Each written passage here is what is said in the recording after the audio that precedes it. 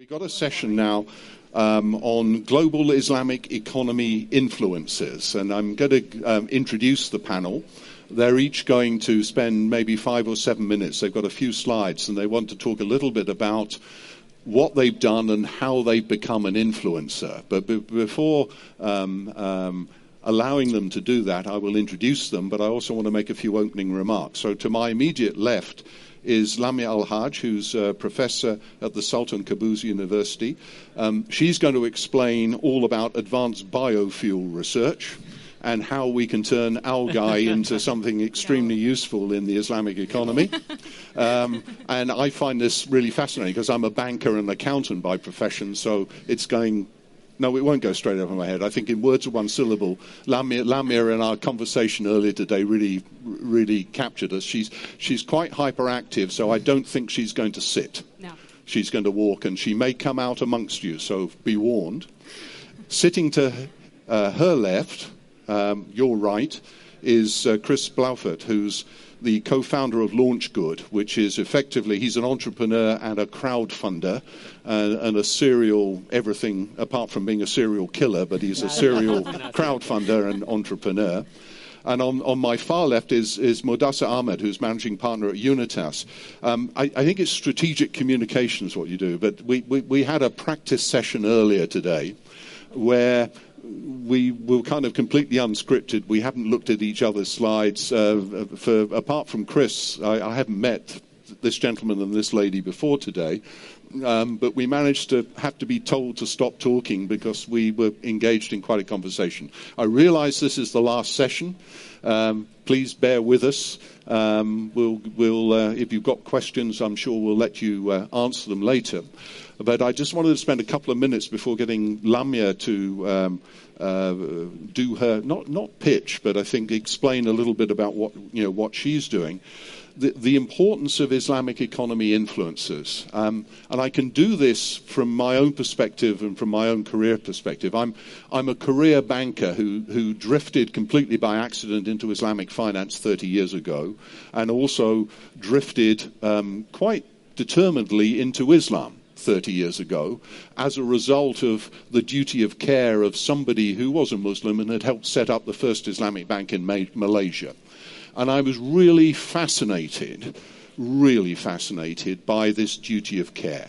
Why is it that we do things in a particular way? And it was his engagement with me at that time that really persuaded me that this is how I wanted to spend the rest of my life. So effectively, all I'm doing is carrying on a tradition of the duty of care.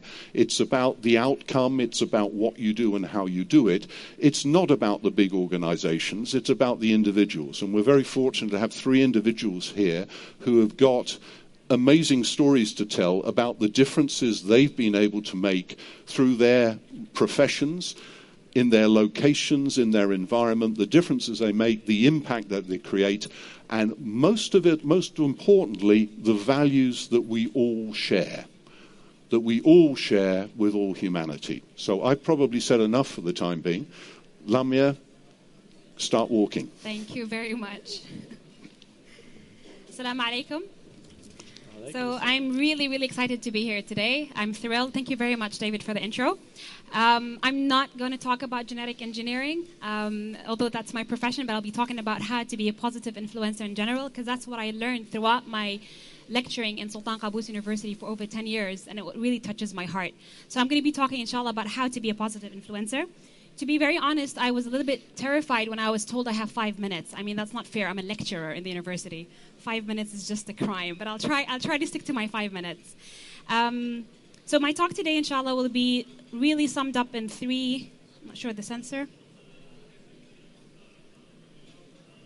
Am I getting this right? The media? Oh, there you go. Yep, there you go. Oh. There we go. All right, I'm going to sum my talk into 3 points.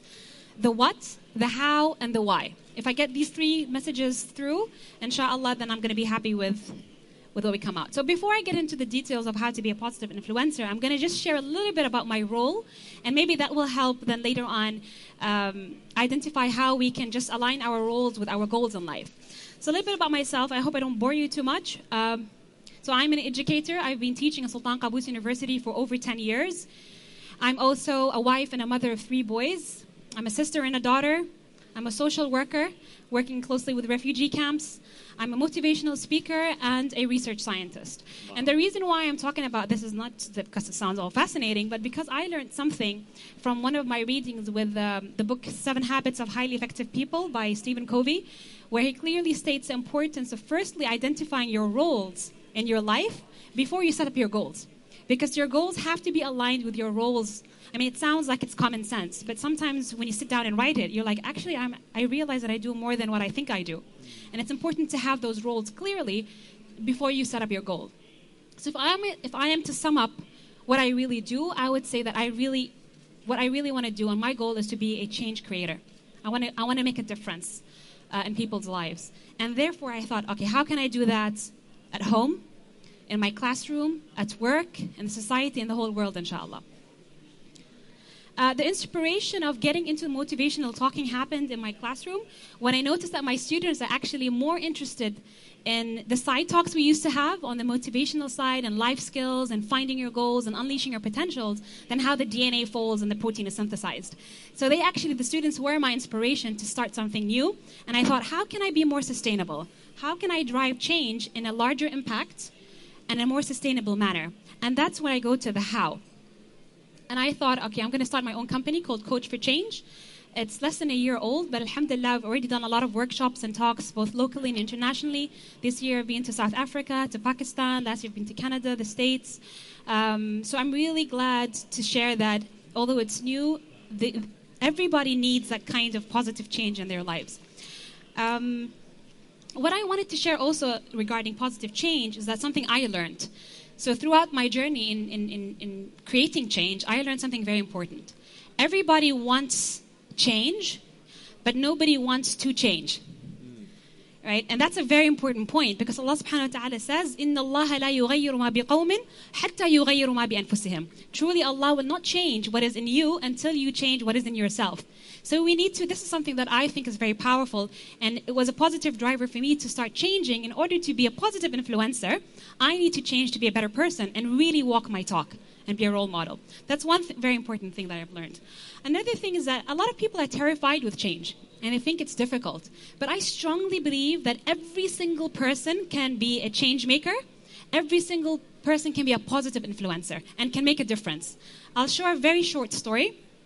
My sister and I were in the car once, and there was a song that's being played on the radio that was a #1 hit in Oman. And that song is actually offensive to both the culture and the religion. It's called God is a Woman. And it was played on and on and on because it was a #1 hit. So my sister said, started complaining. And I'm like, you know what? Are you going to make a difference? Are you going to sit and complain about it? Or are you going to do something about it? So she had the option of just complaining, which we're all good at, and pointing fingers. But then you have another option is to do something about it. So she wrote a nice, strong, polite letter to the FM. They called her within 5 minutes, thanked her, and pulled out the song, and it's never been played again. So she managed to actually make a difference to 5 million people who tune on the radio just by a simple act. That can be any one of us. So next time you're in a situation, always think, how can I make a difference? It's not as difficult as we think it is. It's actually much simpler. And I think, to my last point, I realized that change can be a whole lot more easier when we understand the why. This is going to take me to my last slide. The why. So why do everybody wants change, but why? Why do you want to be a positive influencer? Why do you want to drive change? Why do you want to make a difference? Why can't you just stay back and just enjoy your daily life? Why do we have this eager wanting to change and improvement? For me personally, it comes down to 3 simple things. First of all, to say alhamdulillah. Allah subhanahu wa ta'ala has blessed us with so much blessings, and it's time for us to give back. And the best way to say thank you, all right, in life is to do something, right? Allah subhanahu wa ta'ala says, وَأَحْسِنْ كَمَا أَحْسَنَ اللَّهُ إِلَيْكَ. And be good as Allah subhanahu wa ta'ala has been good to you. So one way of saying thanks is by being a positive influencer. And that's a very strong drive. Another point is it's our obligation. Allah subhanahu wa ta'ala says, قُلْ اعْمَلُوا فَسَيَرَ اللَّهُ عَمَلَكُمْ وَرَسُولَهُ وَالْمُؤْمِنِينَ. And do good in righteousness because Allah subhanahu wa ta'ala will observe your work. Now that's an obligation. So whether we like it or not, we are all inspirational figures. We are all changers, inshallah, and positive influencers. And one of the main points as well I mean, we all want to leave a legacy behind. We all want to make a difference. I don't know about you guys, but once I'm dead, I want you guys to remember me. So what is that we're going to do in the society that people will remember us, right? That's one of the aspirations or one of the goals of trying to make a difference. And that's not in here on the slides, but it was actually inspired by David talking to him and chatting. And we have a WhatsApp group that we were preparing for this session. And he said something that inspired me. And I thought he made me think about a point that I didn't think of before, is that as a Muslim female, we need more role models out there to say, she's done it. I mean, let's face it, half of the society are female, and they take care of the other half. I'm sorry, guys. But seriously, all right? You can't live with us, and you can't live without us. But yeah, so female. I mean, we need more role model females in the society, and that's one of my drivers as well. That's why I make the effort to stand up and talk about what I do. And what was really nice that David said that throughout his career, he had 3 female bosses, and he said something that really touched my heart. He said they were my role models. That means that female role models are not only role models for females, but they can also be role models for men. So thank you very much. And to recap, there's 3 main messages. 1, please clearly identify your roles in life and align your goals with your roles. Second of all, you can drive positive change. Every single one of you can drive positive change. So see how it works best with you. And third of all, change is difficult, but you understand the why, the how becomes a lot more easier. Thank you so much. Lamia, thank you so much, not only for staying to time, but also reminding me, as I look around this room, there are a lot of people who've influenced me over my lengthy career, and I'm sure I probably influenced them. But I want to comment on the role model. A lady who still is a role model, my former boss, the governor of the Central Bank of Malaysia, Dr. Zeti Akhtar Aziz, who is a driving force, the recent recipient of the Royal Award in Islamic finance, well deserved and long overdue, but a bastion of integrity, but also one of the few people I've met in my life who can strategize and execute. And that is almost an impossible task. She's 72 years old now. She probably won't be kind to me for mentioning her age. So she always considers me a young man. But she's still in play, and with the change in government in Malaysia, she is playing a very, very active role in driving the Islamic economy still. And to work with her has been an absolute privilege. And I'm very fortunate to have had 3 lady role models in my professional career, and also an amazing mother and a maternal grandmother who taught me right from the outset how important it is. It's not about women having a voice. It's actually, we need to listen to them a lot more. So Lamia, thanks so much for that. Chris, I've eaten into your time, which you're never going to. Well, I don't get my time back? No, I'll be 4 minutes. reasonable with you. But since I've known you longer, I can probably be more abusive. All right. Okay, go. I'm going to do something I've never done before. So you guys have to mimic me. Ready? Ready? Put your hands up. Put your hands up. Can we do that as well? Clap. You got to do it at the same time I do it. All right, let's go. Bismillah. This is a Twitter heat map, okay? So if Donald Trump is tweeting about something and does a hashtag, it starts tracking it. But this is not Donald Trump, thank God. But it is sad. It is tragic. This is something, a very tragic event that happened a few years ago in North Carolina. And it spread. What happened a few years ago in North Carolina? Related to the Muslim community. Chapel Hill shootings. Chapel Hill shooting. So a few years ago, it was a very, very tragic incident. There's 3 beautiful young Muslims. They represent our hope for the future of the Muslim community.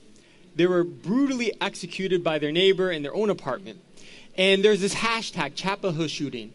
And you can see what happened here is people start tweeting about it. It spreads across America. It spreads across the Middle East, Europe, Southeast Asia, all the way down to Australia, even parts of South America. And what you are seeing is the global heartbeat of the Muslim community. The global heartbeat of the Muslim community. That as split up as our community is in 100+ countries, we still beat with a common heart. As the Prophet Muhammad ﷺ said, the Muslim ummah is like one body. And if a part of it hurts, the whole body will hurt, right? You get a fever and the whole body hurts. And what is this phenomenon? We have a term for it. We call it gummies. But I'm not talking about the halal, Haribo style gummy from Turkey. This is an acronym we use called Global Urban Muslims that are educated English speaking. Say it with me. Global Urban Muslims. We're educated English speaking. Who's that? Everyone in the room right now. We're all from all parts of the world, right? Do we have anyone from Australia? Yeah, there we go. Anyone from America? UK? Yeah. Dubai? Malaysia? Yes. We're all over. Are we farmers? Probably not, right? We're urbanized. We're probably majority Muslim. We're majority educated. And we're speaking what language? English. Now, it may not sound like a big market, right? In America, we have a few million. Canada's got 1 million, 2 million in the UK. But you start adding up. Do you know how many gummies there are across the world? 284 million, give or take. If that was a country, it would be the 4th largest country in the world. So for example, I run a Muslim crowdfunding platform. People are like, oh, that's a cute niche. I'm like, yeah, it's okay, it's a niche. Like if you're saying, catering to 284 million people is a niche. But this is exciting to me because what we're starting to see is something very new. 6 years ago, there was no GIS, there was no launch good, there was no Zaleeds, there wasn't a lot happening. People were starting to doubt it. But we're seeing in the last 6 years this incredible growth. And I want to just illustrate my own company. We launched it in 2013. By the end of our first year, we got to $1 million of total fundraising. So we're a crowdfunding website. We help people raise money. By the end of 2015, it grew to 6 million, 14 million, 33 million. Alhamdulillah, this year we're celebrating 5 years of Launch Good. We've crowdfunded over $55 million. Wow. Just yesterday, in a single day, we did over $100,000. And it's not, alhamdulillah, there's a great team behind this, but it's also a reflection of the growth of this economy. And it's not just us. We're seeing this growth in lifestyle products like Ruh, with Visual Dhikr. He just won one of the awards. We're seeing it in our media now. We have Ertugrul Resurrection. Any Ertugrul fans here? Right? Clap, clap. We're even seeing it in the toys and lifestyle products we have now. This is a product, one of my friend's company called Zaleeds. If you can hold up the doll, look at this doll. This is not Barbie with a scarf on her. This is a doll that took 2 years. Let's give them a clap. So very briefly, what I really want to emphasize today, and we're going to get into talk here, is that the Islamic economy's time has come. And we need to nourish it through our consumer choice. If we choose to buy Salam Sisters over Barbie, we're going to have a lot more products for our kids. If we choose to watch Ertugrul Resurrection over House of Cards, we're going to see a lot more movies and products to media that we can enjoy with our families. And so we have a lot of choice here. You should all be really excited. The future, to me, is very bright in this economy. And that's all I got to say. Assalamu alaikum.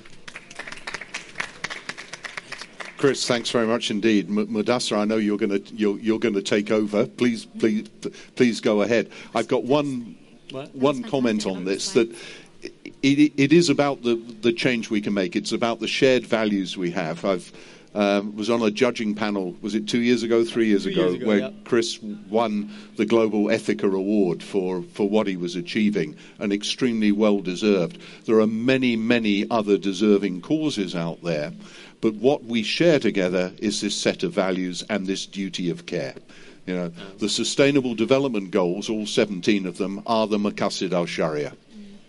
It is our duty of care. We have a responsibility for every single living thing on this planet, and we need to demonstrate our care. Medusa, over to you. Assalamu alaikum, everyone. My name's Medusa Ahmed. I'm from England. I do have slides prepared, but I've been so inspired by a number of the speakers here that I think I might do a bit of freestyling, if you'll indulge me. I want to begin by putting out the proposition that the Islamic global economy is in mortal danger. And what I mean by this is that it's fantastic. I've been wonderfully inspired by all the wonderful things that we're doing here, but global brand Islam is taking a massive battering. And we need to understand this reality and learn how to work with it. The issue, I set up my slides are not up there yet. Do I need to do something? Anyway, we'll catch up. Right, so I run a PR consultancy based in London and Washington, which I founded 10 years ago because I saw this issue creeping up of how the Islamic world was producing interesting stuff, creative stuff, and trying to put the message of Islam out there and for Muslims not to be tainted by it. And what I found was that fundamentally, the harder we tried to normalize Muslims, the more the Islamophobia industry creeped up on us. And actually, it's gotten worse. Despite my best efforts, I ended up being the UK's government advisor on this issue, and I've done a lot of work on this. But despite my PR company's best efforts, and millions of Muslims' best efforts, it seems to me that we're losing this war. And I think this is very important to understand, because if you don't like Islam, you ain't going to buy anything from Islam. You ain't going to buy anything that's Sharia compliant, anything that's Muslim friendly, whatever. You're just not interested in engaging with Islam. And it's not just affecting, I think, our ability to be able to project creativity to that part of the world, but I also think it's affecting Muslims themselves. And I think we're facing a severe communications crisis. My company represents the OIC amongst many other Islamic countries, and I work with a number of different clients, which I was hoping to show you, but I think we're going to focus on launching. Yeah, they love my slides. Yeah, that's fine. Launch good. Yeah. It's great work. I love Chris. You're going to have to wing it doing launch I'm good totally stuff. winging this, so just bear with me here. So my story is I grew up in London. I set up this firm called Unitas Communications. Unitas Communications focuses on the relationship between the Islamic world and the Western world. We help Muslim companies tell their stories in the West. And I believe we're quite uniquely placed to do that because we're British Muslims, and for me it's quite an existential challenge to understand the different issues that we face. Now I have to quickly go through this and try to figure out which parts of it are still relevant while I have 3 minutes left. But the issue the challenge that I think we need to address is understand how to communicate to our audience and be creative in that communication if we are to enable our products and to enable inward investment. It's a huge challenge when there's a PR and media crisis. It's a huge challenge to try to persuade people to come to your countries and invest in your people and your brand if they think that your religion is backward, and if you have governments, individuals, and media promoting this narrative globally. And I think for me, the challenge has been to try to understand how we can fix this issue and how we can work backwards and try to understand that problem. And this is something that I'd love to discuss with you guys later on today. And that was my presentation. Thank you very much. Medusa, thanks very much indeed. I don't have slides, but I've got a few questions. I'm going to open up the discussion here. You've touched on this very interesting challenge of brand Islam, and I'd like to get some comments from the other two panelists, and perhaps to stimulate that, I'll just give an example. I've often been accused of "you don't look like one." No. You don't? No, really? Okay. And I'm going to tell you a brief story about this, which I hope you'll find humorous. Just after President Obama was elected, he sent a private party to Malaysia, the Assistant Secretary of State, together with a White House representative and also the US Ambassador to Malaysia, to find out more about what Islamic finance was. And I was asked to meet with this group at a well-known hotel. I won't do any advertising, otherwise I'll have to collect commission. I was asked to meet them in the lobby, and my name was given as Daud Vikri Abdullah, which conjured up a mental image. And at that time, I was CEO of an Islamic bank, and I rolled up, not wearing this suit, but probably even better banker's suit. And the Assistant Secretary of State said to me, looked me up and down, he said, "Are you Daud Vikri Abdullah?" And I said, "Yes, I am." And he said, "You don't look like one." And I responded, "Who were you expecting? Osama bin Laden?" And this is this perception image that we have. And the challenge we've got, and this is where maybe I have an advantage because I don't look like one, I do get invited to speak in strange places like Des Moines, Iowa, at the Global Insurance Symposium. 3 years ago where I was able to explain Islam or Islamic finance without mentioning any terms in Arabic. And I was able to explain Islamic insurance, takaful, without mentioning takaful, by explaining the similarities to mutual insurance. Very interesting, because a lot of people, there were 500 CEOs in the room, all Canadian and American. Nothing against you guys at all, by the way. Nothing at all. I'm British and it's all our fault. All our fault. And the presentation went very well, and people said, well, it's amazing. We never knew all of this stuff. It's so similar to mutual insurance. We understand the values of this. And you didn't stand up there and go, Allahu Akbar, every other second. Okay. One guy asked me a question. He said, but we couldn't allow Sharia law here. And I said, at what point did I say you needed Sharia law to run Islamic finance? You don't. But he wanted to have a bit of an argument with me, and he said, well, I'm a trust lawyer, and we couldn't do this and we couldn't do that. Bear with me because I've told you the story a little earlier. So I said, do you realize, the origins of US trust law? And he said, yes, English common law of trust. And I said, good for the Brits. Well, good for the English, actually. The first example of a trust in England was the foundation of the first university in England, Merton College, Oxford, year 1264. If you look at the trust deed, which is the basis of English common law of trust, that trust deed is an exact copy of an Islamic waqf.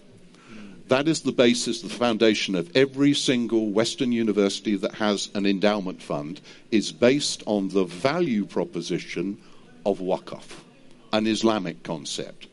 And people just went, we never knew that. So in terms of the branding, and you raise a very important point here, we've got a lot of work to do to get these kind of messages across, the kind of work you're doing. Lamia, let me turn to you first on the branding point. What is it you're doing? What impact are you creating with your students and in the broader range of the world in terms of changing that view of what Islam is about? You're looking at sustainability of fuel. Yeah. Okay? Yeah. Who knows about that? Yeah, I try to, that's one of the things that I always try to remind my students when I teach biology and biotechnology, how it's all comes under the umbrella of Islam and the teachings of Islam, because it is. Because the thing is, as simple as it is, Islam is a way of life. I mean, you're not Muslim only when you go to the masjid or you pray 5 times a day. You're a Muslim all the time. It's a way of life. So basically, how you treat the environment indicates if you're a good Muslim or not. The way you speak to people, the way you approach people, it's all a way of life. So I try to always bring them back to the point that everything you do should be for the sake of Islam. Because as I mentioned, it's our obligation. The best of us are the ones who are the best Muslims in the society, because simply the teachings are all peaceful, sustainable, for the best of the world. So if every one of us can just live our lives as good Muslims, and that's what I recap on them, even when I teach biology, I think they can always drive, sustainability. For example, when I talk about, let's say, wildlife or about the environment, I will also use the verses from the Quran that encourage that kind of behavior.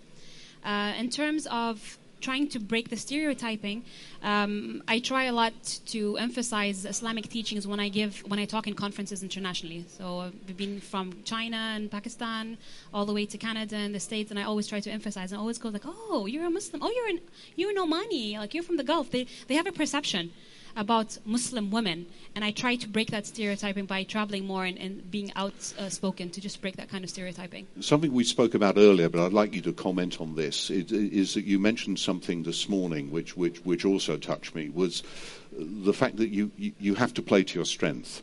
You have to play to your strength, and you set the example based on that. So I think you're not only giving the example of that, but all of us as a community must play to our strengths, because as a community we actually balance each other out on this stuff. Complement each other, so exactly. that we do that. Chris, let me just turn to you with the same view. I mean, you're coming at this from a completely different angle. Sure. But what are the values? What are the things that are driving you? How do you what's the word? I was going to use monopolize, but how do you maximize? That's a better word. End of the day, getting tired. How do you maximize the opportunities to get the message across about the brand image and the poor rap that Islam has got? Yeah. I'm going to answer that with a story. So, like yourself, I'm also a convert. I became Muslim 17 years ago. And in America, we don't have a ton of halal food options, right? And who lives in a minority Muslim country, like where you're a minority? Okay, a decent number of people here. So growing up in America, I become Muslim, and it's like, especially where I was, there weren't a lot of halal options. And one day someone offers me a halal cheeseburger, like they're making their own burger. I'm like, oh, thank God, finally, right? And I get this like kafta between two slices of bread. I'm like, what is this? This is not a cheeseburger. And that was what a halal cheeseburger was in 2001. Fast forward 17 years, if you're at least in Michigan or Toronto or any of the big cities and someone offers you a halal cheeseburger, even non-Muslims know that's the best burger you can get. It's going to be cooked right. The meat is going to be delicious. And it's the same thing. It's a halal burger. What changed in those 17 years? The quality. So if we do things like, it's not enough just to talk about people. You can't be like, oh, our meat is better because we drain the blood and this and that. No, you got to show people with quality over and over and over again. And a really good example of how that even translates to our platform is right now we have a major campaign going on. I think, in fact, it's our biggest publicity campaign ever. A few days ago on Saturday, a white supremacist walked into a synagogue in Pittsburgh and shot and killed many senior Jewish members. And immediately, the Muslim community in America created a campaign on LaunchGood called Muslims Unite for Pittsburgh Synagogue with a $25,000 goal. It's raised almost $200,000, has been in the New York Times, CNN, BBC, Time, Stephen Colbert Show. I mean, it's been on everything now. And so, do Muslims hate Jews? Do Muslims hate Jews? No. Raise your hand if you think Muslims hate Jews. Thank God. Nobody here, right? But in America, they think we hate Jews. They really believe Muslims hate Jews. And so people are amazed, like, oh, wow, Muslims raising hundreds of thousands of dollars for these Jews that were terrorized, of course, because they're our brothers in the faith. So talk is cheap, but if you can show people you put money where your mouth is, that's how you can change perception. Yeah, that's what I'll say about brand. Medusa, I'm going to come back to this because you focus on this quite a bit, and you know, sometimes this sounds like a bit of a rerun because we had a discussion earlier today.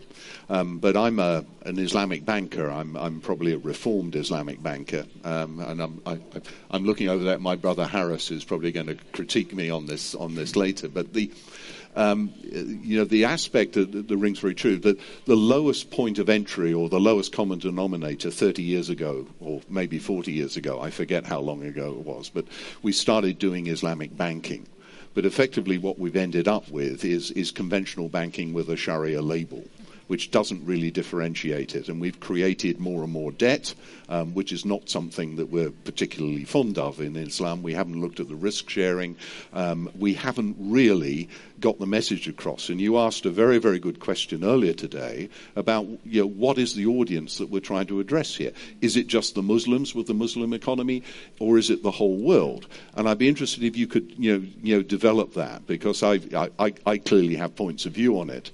But from your research and what you're looking at here, what have we got to do to appeal to a broader audience? And surely the values that we have are consistent with the values that Christians and Buddhists and Jews and whatever else have, because they all come from similar sources, you know, the Abrahamic faiths particularly. What have we got to do to get those values across and change the way in which we're perceived? I have so many thoughts on this. I mean, it could be like an hour's lecture, but I'm going to try to synthesize. Well, I'm going to control because we don't have enough. So I'm looking at the organ. How long have we got? A couple of minutes. Five more minutes. So I'll try to be 2 minutes. Okay. I think when it comes to understanding the challenges of brand Islam globally, there are two perspectives. One is what needs to be done to address the issue in the West, and that's something that a lot of Muslim groups, Muslim leaders, Muslim strategic thinkers are actively working on. And the second is insights that one may get for the global Islamic economy and for people that are driving economic change in this part of the world and how they can interact with that. And I think when you go down that road, there's a few different things that come to mind. I think one of them is the strategic cultivation of Western Muslim communities as an asset that needs to be able to, is on the front line, and your link to wider audiences if you're interested in operate global Islamic economic issues. Fundamentally, Western Muslim communities, despite everything that's happening around with Islamophobia, are actually on the rise. Their political power, their economic power, and their social power, it's incredible. I run a network, a sort of like a Davos for Muslims that I convene once a year, and it's absolutely phenomenal, the range of people that we're able to pull in for that. So I think that if you want to promote Islamic economic change, these are the sorts of people that you need to connect with. 1. 2, you have to find a way to couch and package what you are presenting in universal values. And even beyond Abrahamic, religion is not a big driver in America, right, or in Britain, as we may think it is here. But I think what is big is ethical values, is about packaging what you do in broader context. And unfortunately, the problem we have is that as a faith, liberals don't really like us, right? But those are the target market. But it's ironic because those are the same sorts of people that will make sure that they buy organic produce or whatever. And this is, again, how to address that is another session. But these are just some quick thoughts on that. That's great. I'm going to turn to the other two panelists just a couple of minutes each on this aspect of values. I think we all agree that education around values is probably what we have to do to change things. But how are you going to approach that? What is an example of a success story or thing that when you finish here, what are you going to go back and do, which actually helps drive and instill those values in the younger generation? Chris. Okay. I'm going to pass to Lamia. You're going to pass. Okay. Well, thank you. Well, she's the education. No, thank you very much for giving the chance to talk about this. The youth is a really close target to my heart, just because I believe that they're going to be the drivers of the economy. We come from the Gulf and we think that it's petroleum. I think our youth are our petroleum. So I think we need to, first of all, allow them to unleash their potentials. Try to encourage them to find their goals and purposes in life and align that to our Islamic values, because that's when everything becomes worth it. The hard work, the failure, the success, all of it under the context of Islam becomes all worth it. So if their driver really is to become a good Muslim, then every act they do is actually worth it. So if we have to just instill these values in them and say, do this for the sake of Islam, say no to plastic, say I'm not going to cut tree, I'm going to be nice to people, I'm going to say something kind today, I'm going to give charity today.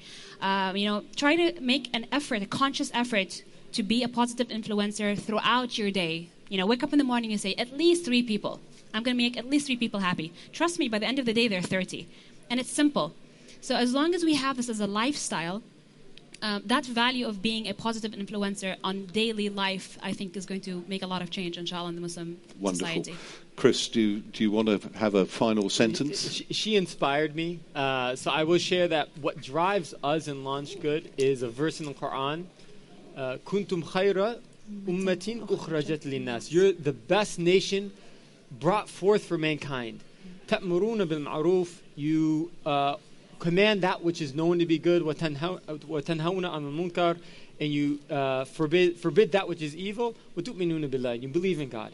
And it's this purpose, I think that's what you're getting to, that our children and all of us have to realize we have purpose. We have meaning in our life. No matter where we're working or what we're doing, we have to remember that this life of ours is meaningful. And what is that purpose? Are we fulfilling that purpose? Are we living up to that purpose? That's really important to me, and I think that's what we got to pass on our kids. That hey, there's something really valuable in your life, and you have to live up to it. Can I add just a 30-second comment on that? Because what I do is they say that me off yet. So they say that the subconscious mind is very active during the night. How a conscious mind is active during the day, but our subconscious is active during the night. So I do this trick with my kids. I've got 3 boys, and what I do is when they're asleep, I go to whisper in their ears and say, "I love you so much. You're amazing. You're a good Muslim, and you're going to change the world." And I say this every single night. So I hope that one day, inshallah, they're going to listen. There we go. Well, my 4 boys are probably a bit old for doing that. Yeah. I do with my husband. Did you? Okay. Well, my wife should do. But the objective today, if there was an objective, was to share some experiences of the story. We have three remarkable people on stage who have done phenomenal things in their brief life. If that has been an inspiration to just one of you to do something differently today, then this has been a success. May Allah bless you all. And as I always say when I close out here, we have much to do and not a moment to lose. Assalamu alaikum wa rahmatullahi wa barakatuh. Thank you very much. Thank you so much. Thank you. So I don't know whether it's tea now or dinner or whatever else, but thanks for your stamina, and we look forward to seeing you again very soon. Assalamu alaikum.